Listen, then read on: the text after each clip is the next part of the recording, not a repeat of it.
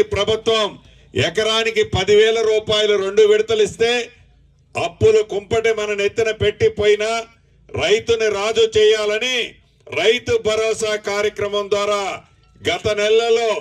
12,000 ఎకరానికి 2 విడతలు ఇచ్చే కార్యక్రమాన్ని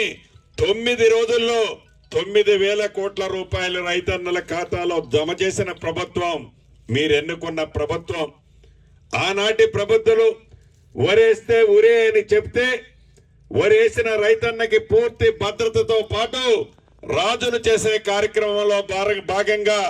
సన్న వడ్లకి మద్దతు ధరతో పాటు బోనస్ గా అదనంగా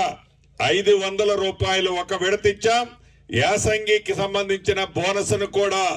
రాబోయే కొద్ది రోజుల్లో రైతన్నల ఖాతాలో మన ప్రభుత్వం జమ చేయబోతుంది. అంతేకాదు అనేక కార్యక్రమాలు రైతుని రాజు చేసే కార్యక్రమాల్లో నాణ్యం జరిగింది. దాన్ని దృష్టిలో పెట్టుకొని ఈనాడు రాష్ట్ర వ్యాప్తంగా సుమారు మన ప్రభుత్వం మీ రాబోయే ఈ 3 సంవత్సరాల్లో ఇప్పుడు ఆల్రెడీ స్టార్ట్ కాబోయే అన్నీ కలిపి 5 నుంచి 5.5 లక్షలు, అంటే అప్పటికి కొత్త 5.5 కడుతున్నాం, పాతది 5,60,000 ఉంది. సుమారు 11 లక్షల మెట్రిక్ టన్నులకు సంబంధించి ఏది కెపాసిటీతో గోడాములను నిర్మించే దిశగా ఈనాడు మన ప్రభుత్వం, అదే రకంగా గిడ్డంగుల సంస్థ కూడా పనిచేస్తున్నందుకు మనస్ఫూర్తిగా ఆ శాఖ చైర్మన్ గారిని, ఆ శాఖ ఎండి గారు, వారి టీంని రాష్ట్ర ప్రభుత్వ పక్షాన మనస్ఫూర్తిగా అభినందిస్తున్నాను. వీటన్నిటితో పాటు ఉమ్మడి ఆంధ్రప్రదేశ్లోనే కాదు, తెలంగాణ రాష్ట్రం ఏర్పడిన ఈ 10 సంవత్సరాలు మన ప్రభుత్వం వచ్చిన తర్వాత ఇప్పుడు మొట్టమొదటిసారిగా పైలట్ ప్రాజెక్ట్ కింద కోల్డ్ స్టోరేజ్ని కూడా మనం ఎందుకు నిర్మించాలి కదా అనే ఒక మంచి ఆలోచనతో సుమారు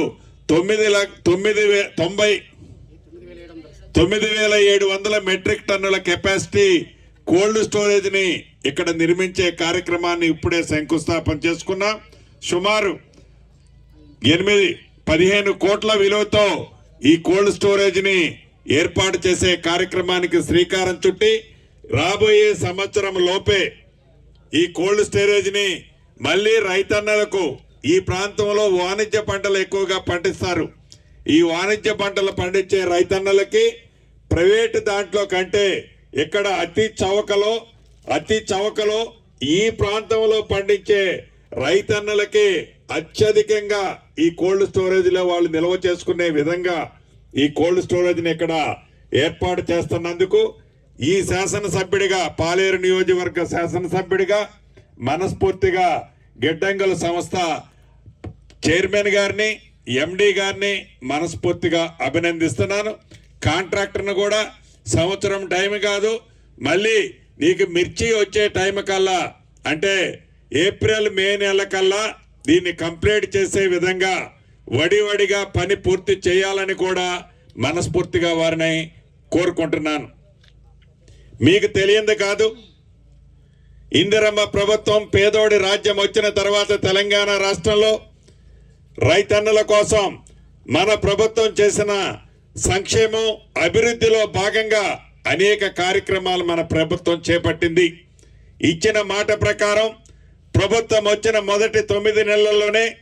సుమారు 25 లక్షల మంది రైతన్నలకు 21,000 కోట్ల రూపాయలు, 2 లక్షల రూపాయలు